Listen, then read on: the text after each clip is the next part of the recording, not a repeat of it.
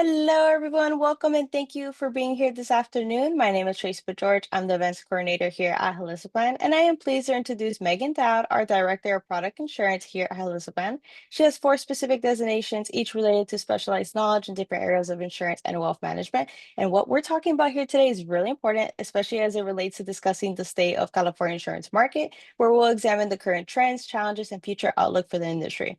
Before we dive in, yes, this webinar will be recorded. Yes, the slides will be sent out afterwards. And please direct any questions into the Q&A and we will do our best to answer them as we go. If you've been here before, you all know that Megan loves questions as she has a deep expertise in this area. And with that, I'll hand it over to you, Megan. Thank you so much, Tracy. I appreciate you all joining today and excited to jump into a topic that we know a lot of users in California, this is top of mind, and hopefully give you guys just a better understanding of everything going on. So today's agenda, or we'll do a little bit about me first. As you all know, have been in the industry for 15 years, recently moving to Holistaplan just to take a deeper dive into education and help build out our PNC program that supports financial advisors in providing risk management to their clients. We know this is an area that nobody really wants to be an expert in, but it's great to have nuggets to take back to your clients. I'm passionate about education. As Tracy mentioned, I have quite a bit of designations that just continue to allow me to grow my knowledge. And when I'm not doing insurance, I love spending time with my family, riding horses, and reading. So the agenda today, we're going to talk through just the current state of California. We will talk through the future of California market, just kind of what we're seeing happening, wildfire preparedness, and then helping your clients navigate this market. So the current insurance market. These are just some quick statistics. We continually see these change as real claims come in and reports are, becoming more solid, but around 17,000 structures were damaged or destroyed in the recent fires, around $32 billion worth of damage. So you can see here State Farm, USA, Allstate, all big, individual companies that lost a decent amount and are currently handling claims, and the average claim size is right around 1.9 million. This is including dwelling, personal property, loss of use, and those different statistics. One thing I did want to mention, while this wildfire is impactful, it's not as big as the 2018 Camp Fire that happened in North Carolina back in 2018 that killed 86 people and damaged around 18,000 structures. So again, while this really is devastating for the market, California has experienced this in the past. But what we're going to talk through today is really how the laws and just the company's appetite in the state has continually changed since 2018.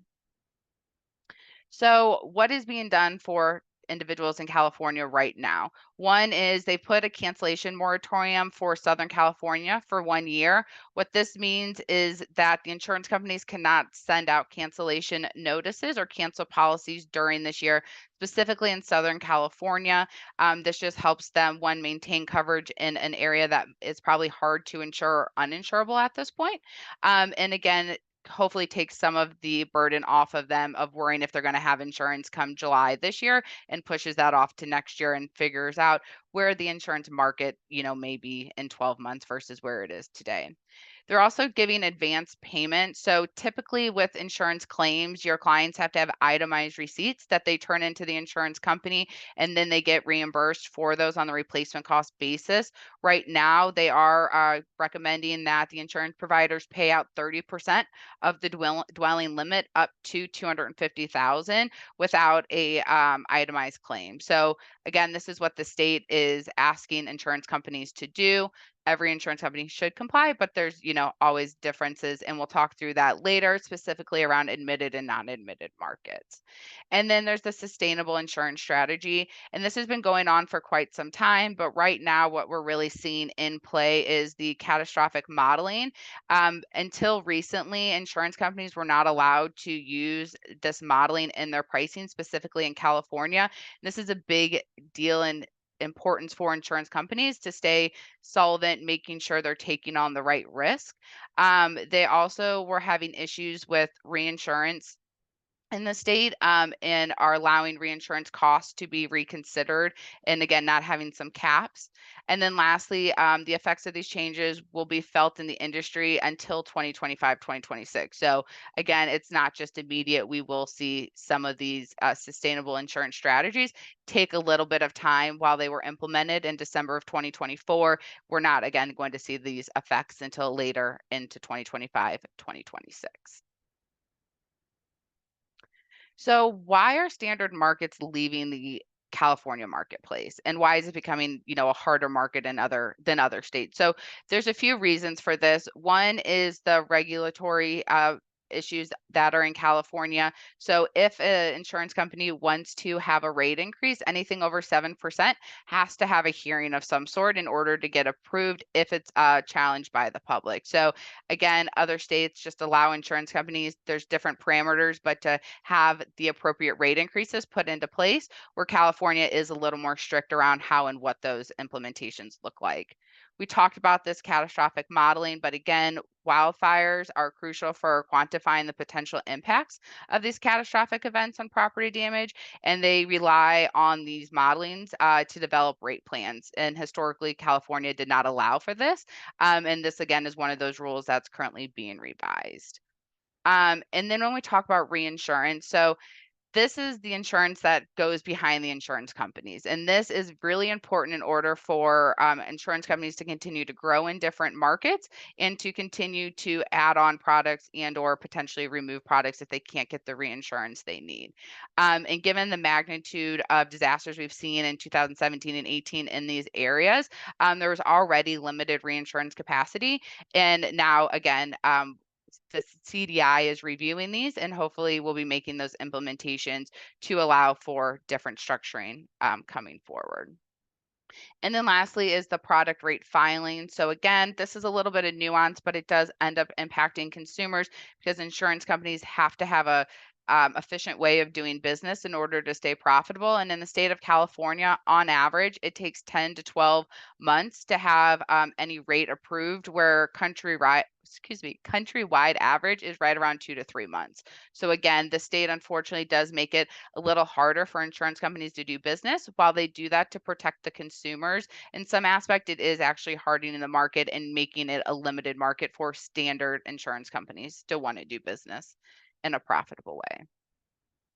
So, if you're in California, you've probably read the news titles. This all started back in 2021. But there's been quite an exit of insurance companies from the state of California. This is just a list of a few of them. We see even into 2024, and some coming up with Liberty Mutual. Again, these are just the insurance companies that don't feel staying, in California is best. But then we also see where farmers might have gotten out of it in 2023, but word is also coming back into it. So this list is evergreen, like most things in insurance, but does just show the impact really from a consumer choice,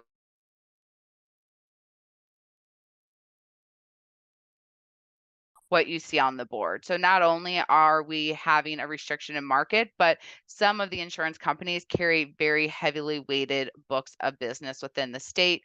Primarily, you'll see State Farm and Farmers as two of those top individuals. Any questions on just the current state of the market?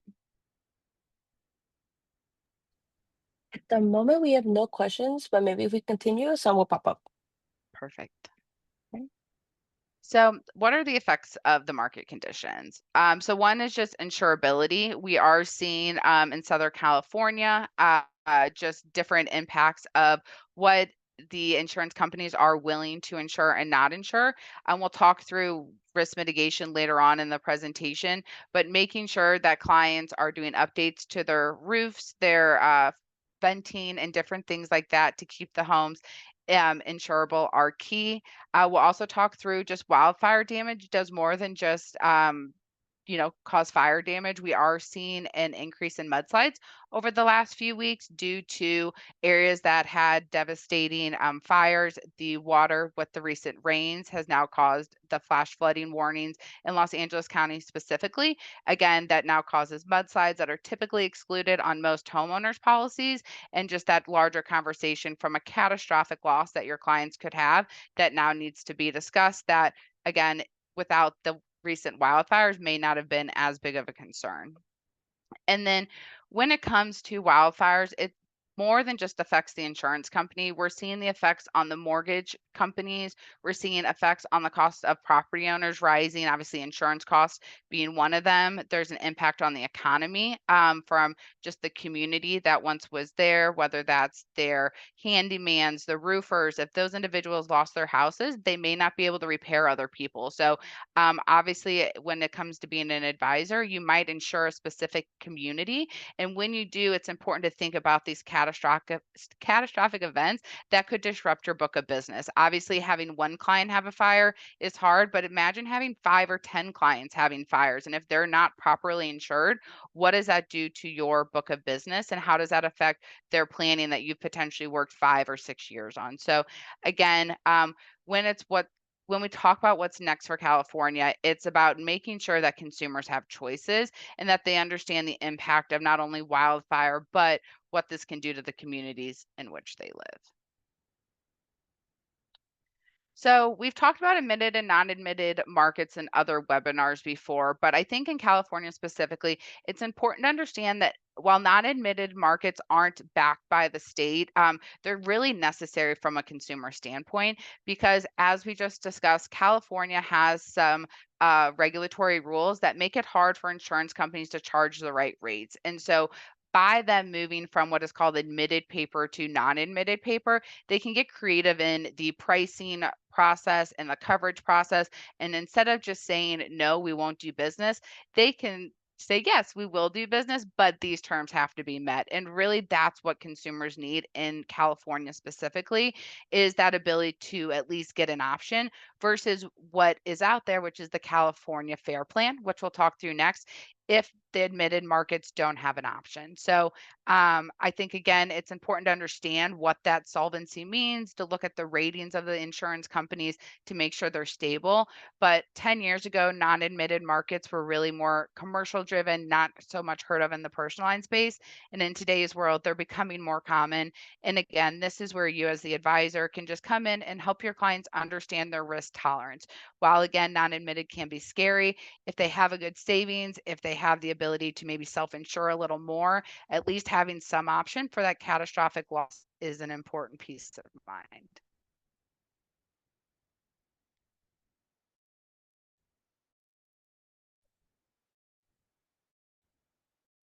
Oh, and then next is the California Fair. What we don't have any of to be those higher risk areas that we see the California Fair Plan ability to place business, but they do cap their coverage at 3 million.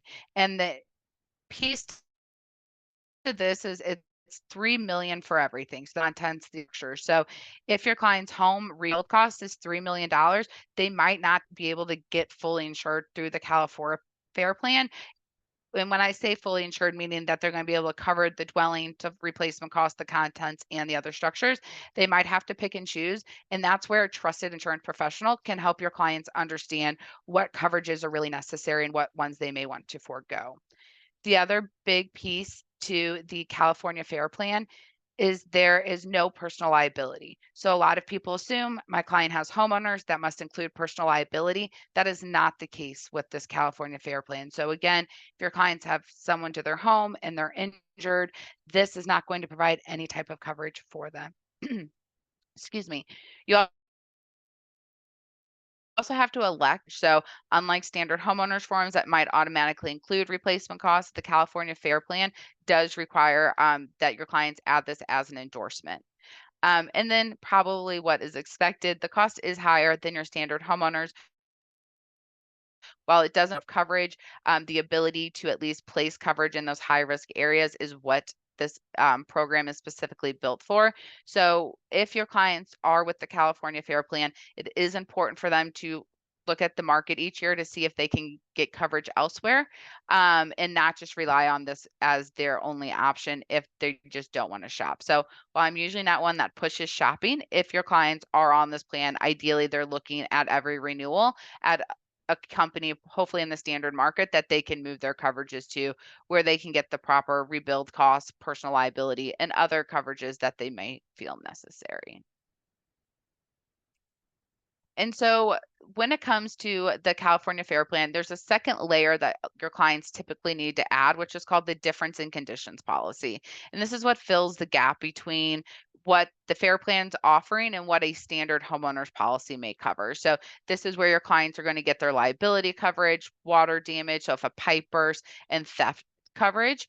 Again, these coverages do vary a little bit by carrier. I've listed some of the companies that offer difference in condition policies. Not every company offers this. So again, it is something that you tend to work with the broker on, in order to add it in addition to the California Fair Plan. So for your clients in California, if the only document they give you is a California Fair Plan property coverage and they don't have a difference in conditions, that is a big red flag that you need to have a further conversation with them, because that means they don't have liability coverage. And if you've sat in on our liability webinars, you understand how important that is.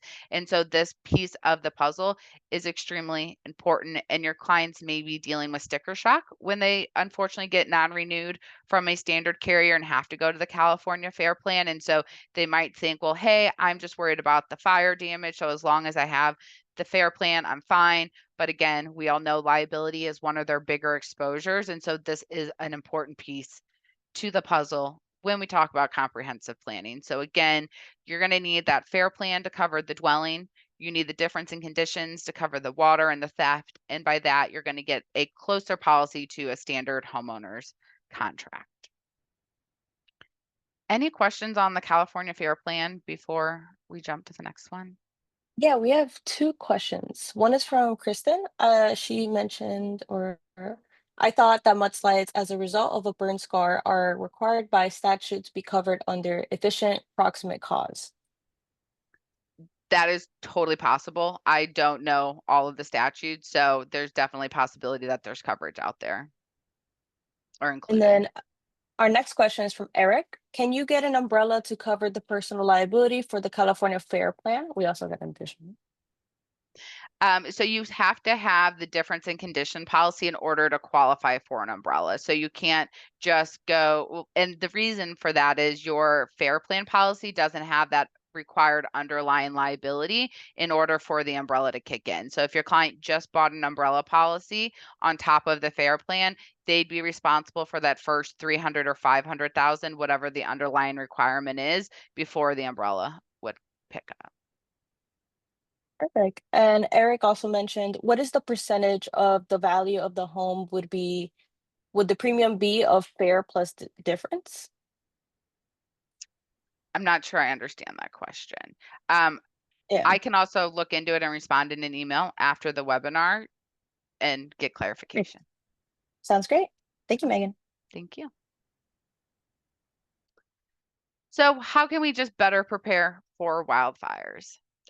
Defensible space. So this is going to be the landscape around the homes, just making sure, as you can see in this photo, that there's not, plants and trees right on the home that can ignite and then catch the home on fire. If you watched the news, you probably saw some news articles about fire-resistant roofing and venting that allowed some of these homes to stay undamaged during the most recent fires. And then document preparedness. So a lot of your clients probably have portals through you as the advisors, but it is important to make sure they're regularly updating those portals with these important documents, and they're not just in a filing cabinet in their bedroom or in their personal office that might be damaged or destroyed at time of a fire. So there's a lot of different ways you can help your clients prepare. You can also help remind them about the flammable objects in their homes, whether that's the gasoline for their lawnmower. Maybe they like to paint, and so they have some oil paint and different things. There's a lot of different ways you can also remove those before the fire come, to help, again, just more with that combustion that may occur if a ember gets into the home. And then how do we help our clients navigate the market? So one is advocate for our clients. Again, in today's California market, you are probably getting a lot of questions about, what are my options? I got a non-renewal. What do I do now? And so helping your clients stay calm, understanding that unfortunately, you know, there's a lot of people experiencing what they're experiencing. The insurance agents in this market are trying their best to provide answers, provide solutions. They also have limitations.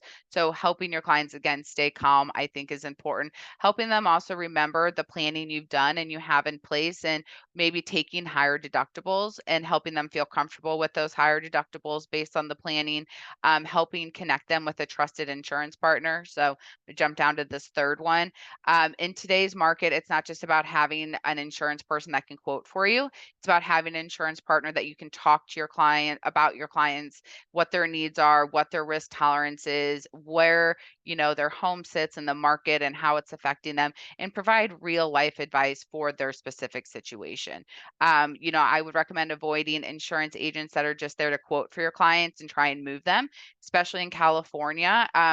Moving business, if you don't have to, is important because a lot of insurance companies underwrite after a piece of business is written. So they might inspect the home. So for clients that are getting renewals, even if it is 20, 30% rate increases, sometimes it's better just to stay with the same company than go and find a cheaper rate.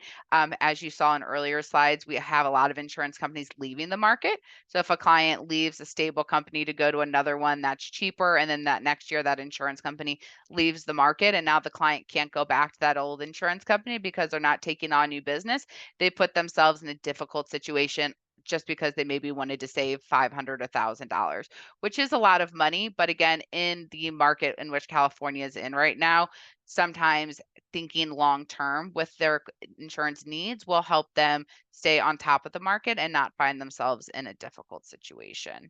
And then obviously just that wildfire preparedness, the tips we shared, there are, resources that insurance companies provide that can help your clients, whether it's getting, important fine arts out of the home. Some of them have wildfire defense situations. So again, by working with a trusted insurance partner, you can understand what other preparedness uh, what is the word I'm trying to say right now? I apologize. Uh, Advice that the insurance companies can give your clients again or support your clients. And I know when I was in the insurance market, we had a few companies that would actually go into the client's home. Maybe they had a second home in California and they couldn't get to their fine arts. They would actually go in and remove the fine arts before the fire got there, preventing a loss from occurring. So I think that's another piece to wildfires is if we know or you guys hear of one that's in the area, while it might be a little bit of an inconvenience to have to move those items and move them back if the fire doesn't happen, preventing a loss can cause or save your clients a lot of pain and headache because especially fine arts, or jewelry, some of that's not replaceable, some of it can't be repaired. And so just helping your clients again think through the situation and not make knee jerk reactions, I think is a really unique position that financial advisors are in, and again can make a difference in their clients' insurance experience.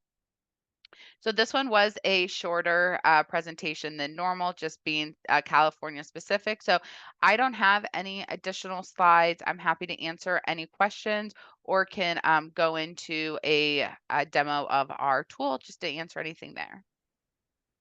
Yeah, so we got two questions. One of them was for homeowners whose house stood but are surrounded by burned houses. I personally would not want to live there while there's ash is still around and getting disrupted during rebuilding around me. Do policies like standard fare or non-admitted cover loss of use for this reason?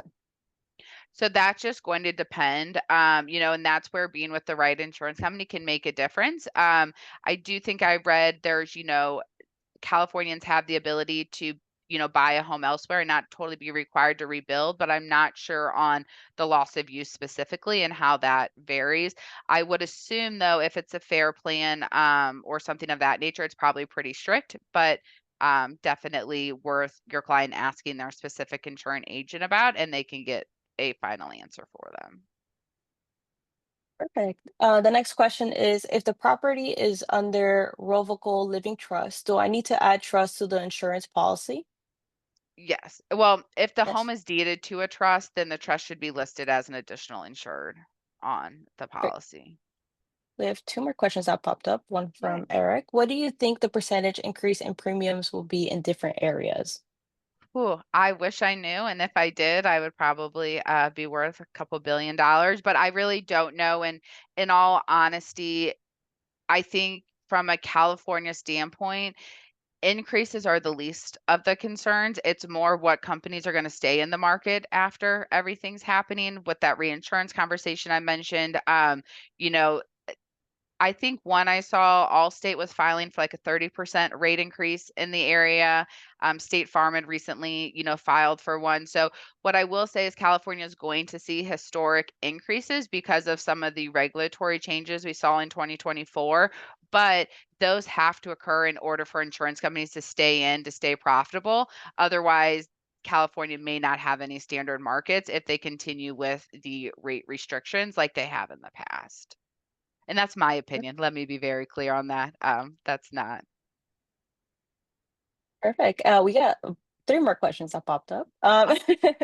From Nita, any chance you could cover if there's any female eligibility with the wildfires? I don't know any of that. I apologize, but Hmm. I'm happy to look into it. So Tracy, if you'll earmark that as a question, I can Yeah, reach out to some of my California contacts, and at least provide some clarity or direction there. will do. The next one is, what should California homeowners be doing or thinking about now? So one, I think and maybe Allie, you could speak to this a little.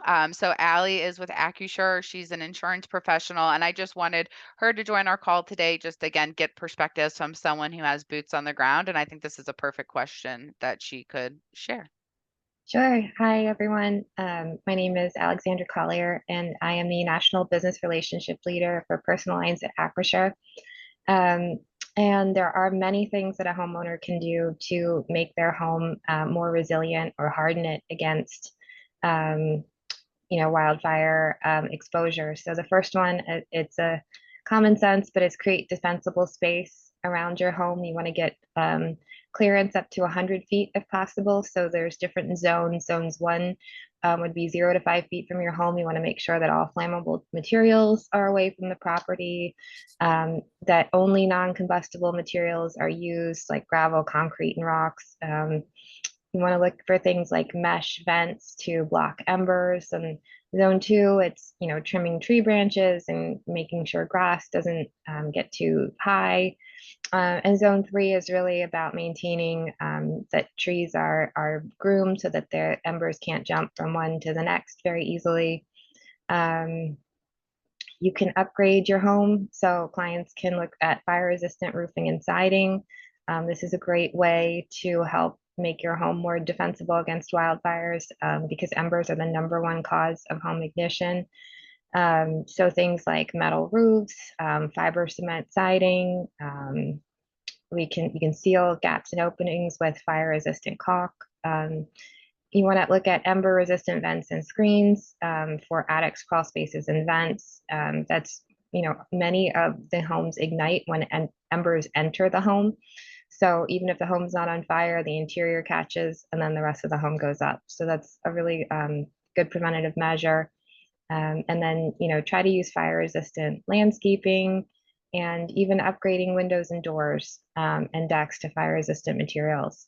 We do see some clients install an external sprinkler system. That's very uncommon, but it's a great idea to help make their home less likely to catch on fire. And then Megan touched on it briefly, um, that some of our carriers offer a wildfire defense enrollment service. It's free to the homeowner, but they do have to take the steps to enroll. And when there is an event that triggers a response, they will monitor the home, communicate with the homeowner, dispatch services if needed, and continue to make property visits to that location before, during, and after the fire damage is complete. So there's a lot of things that homeowners can do proactively to make sure that their property is less likely to catch on fire. Thank you. Yeah, I don't think I have anything to add to that. That was a great list. Oh, the only thing I would say is if your clients do any of that, make sure they're communicating that back to their insurance company. A lot of times clients will do risk mitigations and they don't always communicate that back. Things like the sprinkler systems can get credits, or I've seen, the gas shutoff valves. Those are typically more for like earthquake situations, but there are discounts for those types that again, if your clients are out there trying to avoid losses, their insurance carrier can give them a list of not only the discounts available, but they do work with different partners that sometimes give discounts for their products. Perfect. Thank you. We could do two more questions before we Mhm. do the demo. One of them was, can you speak to why insurers are non-renewing policies in low fire risk areas? Yeah, I don't know the exact reason. I would assume it's just those insurance companies getting out of the state in general. So that list I showed, some of them are just exiting California as a whole. So regardless if it's a high risk or low risk area, they're just no longer doing business in the state. Right. And the next one is following up on adding a trust as an additional named issued. Is that also recommended for any umbrella policy? Typically the umbrella will follow whatever listed on the homeowners, and not all insurance companies will list a trust on the umbrella. So, it's worth asking, but it's not always doable depending on the insurance company. But as long as it's listed on the home, the excess or the umbrella follow form. Perfect. I think we can circle back to the questions and continue with the demo, and we can go from there. Okay, perfect. I'm gonna All right. stop sharing for 1 sec and get my other screen up.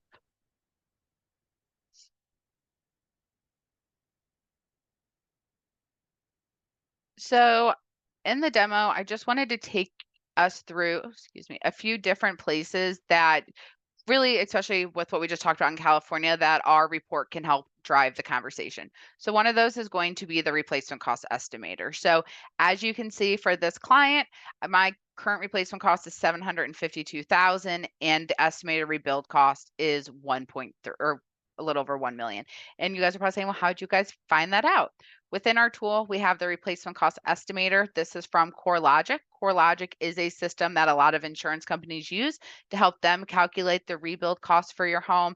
And the thing with rebuild cost is it's different than market value, which obviously your clients want as high as possible. It's different than the assessed value, which clients tend to want as low as possible. And with replacement cost, we just want it right because this is what your clients are going to get to rebuild their home. So what you'll do is you'll enter in your client's address.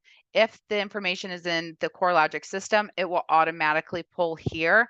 This is where, if your clients have a condo, you can adjust this to show condo, which will, maybe if I can find it, allow you to just do the walls in of the client's building. So most or associations will ensure the exterior of it, and this will just allow for walls in calculation. For this example, I am though going to stick to my 2-story home.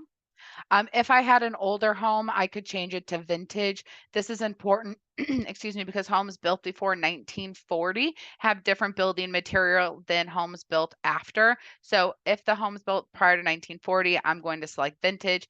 If it's after, I will select standard. And if it's a mixture of both, where maybe the original home was built in 1903, but there's been a gut rehab, so the studs in are now drywall and updated material, I will select the standard vintage to help get the proper calculation based on the materials used. This home was built in 1986, so we're just going to use standard. It's 3,800 square feet. And when we go to the refined materials, this is where I see a lot of insurance agents miss out. And they'll just say that the client's kitchen is basic. And they may say the client has a basic bathroom. And that's because they want to keep the replacement cost down, to keep the price down, to get your clients to say yes. But in all matter of fact, if your clients are only rated for a basic kitchen, that's all they're going to get if they have a claim. And what a basic kitchen means is this is going to be things like laminate countertops, laminate flooring. And so if your clients have those custom countertops, have the custom cabinetry, you can help make sure that their homeowners is accounting for that. So you can also choose the basement and the attached garages. We'll hit recalculate. It should stay the same. And then I'm just going to hit accept and close. And maybe your clients are like, wow, that's a lot higher. Why? You can do this get report And now you can share this with your clients so they can go through it with their insurance professionals. Because again, you're not here to be the insurance professional, just here to bridge the gap between what your clients need to know and what they're looking to protect. And so they can take this report, go through it with a fine tooth comb with their insurance professional, and then make the decision on what's the appropriate replacement cost. We also allow you guys to do some additional information here. So we mentioned, maybe a metal roof can help with some of the fire prevention. This is a new section that we've added. So those loss prevention devices. So we mentioned a gas leak detection. So again, this is something, if your clients have it, you can indicate it or decide to talk to them about it. And then the personal property, again, if we're concerned about total losses, knowing how much property your clients have inside the home is important. When we talk about personal property, this would be if you took your client's home and dumped it upside down, everything that falls out is personal property. So for this client specifically, we said they had 400,000 in property. So from here, we're going to see that 1 million here. We're going to see the 400,000 in personal property. And now we're going to get to our insight. So the first insight's going to say that I want to talk about with my client is this dwelling coverage and it only being insured 70% of value. I also want my client to discuss this with their insurance professional. So as you can see here, I'm going to add it to the agent letter. And when it's lit up, it means it's currently on the agent letter. All red insights that are not hidden are automatically going to be included in that agent letter. The next one I want my client to talk about is personal property. Again, they have the standard replacement cost coverage based on just a percentage of their dwelling. And my client actually has 400,000. So again, while it's not a big gap, if there is a loss, that's $25,000 that the client's going to have to potentially come up with to replace all of their property. And then we have these notes. So notes are more around your industry type considerations that might apply to your clients. So again, in California, we may want to recommend a personal property inventory just so they're prepared if a claim happens. They have photos, they've sent them to your shared drive and they're uploaded so you can quickly submit them to the adjuster at time of a claim. You can maybe have them note that admitted or non-admitted and have that discussion with their insurance agent to understand what those could mean. And then these loss prevention devices, again, having that conversation to understand if there's anything they can install in their home that gives them a credit and might help them avoid a loss in the future. We didn't talk about auto much in this presentation because a lot of what we're feeling in California is around homeowners, but there's still a lot of considerations and tools that we've added to the auto over the last few weeks that I'd love to share. One of them being tort coverage. So in certain states, your clients have the ability to limit the ability to sue after an auto accident. And so we now show if it is limited or unlimited tort here. Again, we have our information box that can just help understand what that is. And then we've also added the stacked uninsured coverage, which again is state specific, not in all states. But if your clients do have stacked coverage, this means they get their uninsured motorist limits in addition to the other parties, where if they're non-stacked, they're going to get the difference of. And we obviously have our insights that go with this. So you will now see here the limited tort coverage and what that means and non-stacked and what that would mean for the client. We've added in a few notes. So classic car note, again, for your clients that might have those older cars, there's some different considerations around coverages, usage, and storage. And then we've also added in a few different things with the umbrella. So we're showing uninsured and underinsured motorists. And we've also added in lifestyle questions. So I'm going to go back up to the umbrella icon really quickly. And you'll notice in here, this lifestyle section, we are also adding this to the auto and home. So please stay tuned. But this now allows you to take what used to be notes and have them applied as an insight. So maybe your client sits on a non-for-profit board. Maybe they have a nanny in household or they have healthcare providers helping them out. And we're going to say they have a net worth over 5 million and they're high profile. Actually, we won't say they're high profile. So we're going to go back to our umbrella review now. And you'll notice that I'm going to show this one high net worth. So this isn't just talking about their assets. This is more of like good to know, hey, at $5 million, there's additional coverages that you may want to consider, such as expanded defense coverage. So you can have your legal team serve with the insurance company's legal team at time of loss. There's usually a cap, sometimes 10,000 or more. We talk about, considering third party liability, that non-for-profit. And then obviously this specific client has an issue because they participated in a board based on how we answered that lifestyle question, but this coverage is not listed on their umbrella. So if they had coverage and you had checked that lifestyle box, this would then show up as a green insight versus a red insight. So again, continually making our system more customizable based on your client's choices and specific needs. And then what you will also notice is this is a note for, again, that public status. And had I selected high profile in the lifestyle review, this would have moved from a note into an insight, and it would have, again, been that red insight. So continually building out, but would love to hear if anyone has questions about our current site, if any use cases you'd like me to talk through.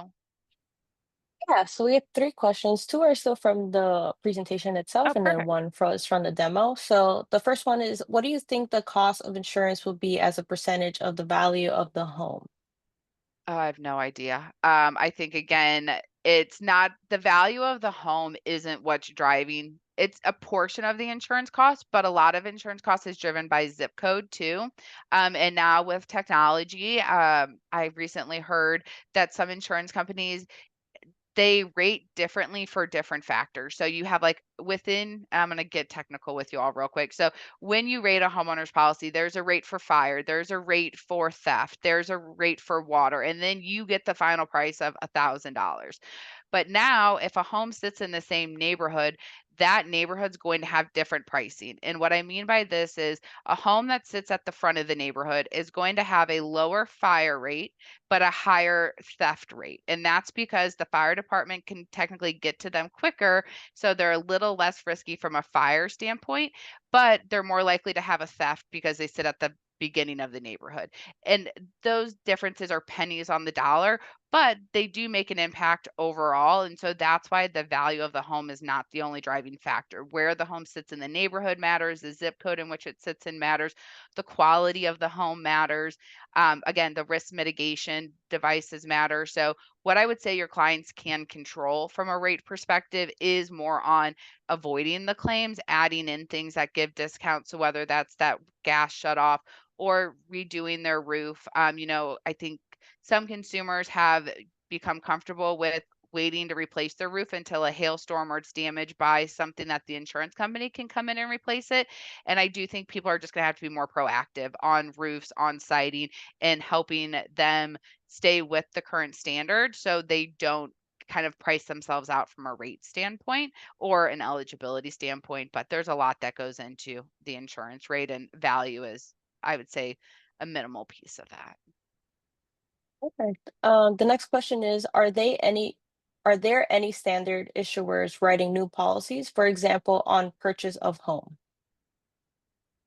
So I would say it's going to be like area specific, and Alexandra may be able to speak to this a little more, but I do know insurance companies have moratoriums in certain zip codes and things like that. So it's really probably just going to depend on the area the client sits. But do you You're have anything? correct, Megan. Yeah, I mean, there are a number of moratoriums. I would say most carriers have them for any of the areas around the fire. So it really is geography based and, zip code based, location based. So they will generally lift them when the risk lowers. But that's why it's important that homeowners, especially in areas like Southern California, plan ahead when they're making home purchases and things and get that coverage in place as soon as possible once they go under contract. Sometimes the settlement does have to be pushed back a little bit. Perfect. The next question is, in the demo, are those action needed indicator symbols set automatically, or does the user set those? So it depends, just like in insurance. We do have some parameters that you can set. Unfortunately, I'm not logged into the right one to do that demo, but I can follow up with an email and send the link that shows the demo to set parameters. But you can set them for things like I'm going to go to the auto real quick and show. So the value of this car, 2014 GMC, we said is $2,500. And based on what I set in my parameters, I get a yellow insight. And that's because in my parameters, I set any vehicles under 4,000 in value. They should reconsider comp and collision. So it does just kind of depend on where that sits. But like the risk value in the umbrella, if it's anything different, so I'm just going to say this client is 2 million in at-risk value, you're always going to get a red insight for that one specifically because it's less than their umbrella coverage. So some can be set by firms, some are just set based on the limits and what is recommended. Got it. And the next one is it's kind of a two-parter. How important is UI/UM rider on an umbrella policy? Any options to get UI/UM on an umbrella if your insurance company does not offer it? So my personal opinion is it's extremely important. It provides a lot of different coverages. So one of the things that I always found most interesting is it covers you while you're a bicyclist or a pedestrian if you're hit by an uninsured motorist. So for your clients in Chicago and New York or heavily populated areas that do a lot of walking or bike riding, it can be really important. I actually recently heard of someone at a large insurance brokerage was hit on her bicycle and was in the hospital for a few days. While in New York City. So it does happen. This coverage is very important. You do have to have underlying coverage. So I can't confidently say that it's available in all states. I think it's available in most states. And if your carrier doesn't offer it, there's probably a carrier out there. I know like RLI is a standalone umbrella company that offers uninsured motorists. So probably if it's not available, it might just not be available through that specific carrier, but is available in the state overall. The other interesting statistic is 1 in 7 drivers in the US has no auto insurance. So that uninsured piece, while it, yes, is required to legally get on the roads, some people just get that ID card, get their car illegal, and don't pay the bill the next month. And if your client is involved in an accident with one of those individuals, this uninsured motorist is what can protect them at that time. Perfect. That's all the questions at the moment. Not sure if anyone is typing to ask any, but did you want to have any follow-ups, Megan, or anything you wanted to ask or? I would just say if there's any webinars that you all would like to hear more about, obviously we did this one specifically on California, but if there's deep topics that I can, explain in more detail, please, always keep those up. Please also keep an eye on our risk management tool. The development team and I have been working really hard on upgrades. So over the next 3 to 4 weeks, you guys should start to see those lifestyle questions and some additional call outs from the personal property on the auto. And I'm just really excited about what's happening. And would continue to love to hear your all's feedback. You're the reason our tax is so successful. And so appreciate any support on the insurance side that you all are willing to give. But other than that, I don't think I have much. I'm trying to think, but no. Sounds Any great. other Thank you questions? so much. No, that's all the Okay. questions that's here. If there's any, I'll let you know and I'll send it. So it'll be in the follow-up email that gets sent out. Thank you so much, Megan. That was amazing. And just to recap, I just want to let everyone know we will send out the slides and the recording. So I'm sure you keep an eye out for that. And thank you everyone for attending. And with that, we'll see you next time. All Thank right. you. Bye-bye.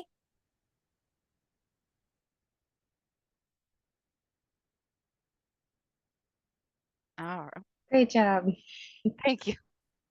Yeah, so as you notice, they love to throw hard questions in there or they Google Yeah. and give me some lovely stuff. And not being with a broker gives me, I think, that flexibility to, be more in the gray area than others. So Mhm. would love though, to your comment earlier, I was thinking like to have you guys do 2 webinars in like the third and fourth quarter. So one in the third quarter and one in the fourth quarter. Yeah, To where again we can really solidify the partnership, announce everything, and start to kind of get that traction yeah, and that would be a going. great time to do maybe capabilities and go through, who is Acrisure, how to work with us, Yeah, that kind of stuff. And so hopefully we'll have that all inked and ready to go. But now you did a great job on short notice and and hopefully we added value. But we'll look to do that again in the future and let me know if there's anything else we can do to be helpful.